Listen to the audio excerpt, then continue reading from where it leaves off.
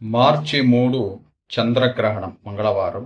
ఈ రాసుల వారు చాలా జాగ్రత్తగా ఉండాలండి. మార్చి 3 మంగళవారము మనకు భారతదేశంలో చంద్రగ్రహణం కనిపిస్తుంది. మధ్యాహ్నము 3:19 ప్రారంభమవుతుంది. ప్రారంభమయ్యి సాయంత్రం 6:45 వరకు ఉంటుంది. మనకు 6:05 నుండి 6:45 లోపల మనకి చంద్రగ్రహణం కనిపిస్తుంది. ముఖ్యంగా ఉబ్బా నక్షత్రం ఆ రోజు. సింహరాశి, అలాగే మేషరాశి, కన్యరాశి, కుంభరాశి, మీనరాశి వారు జాగ్రత్తగా ఉండాలి. మధ్యమంగా మనకు కర్కాటక రాశి, మకర రాశి, ధనుస్సు రాశి, వృశ్చిక రాశి.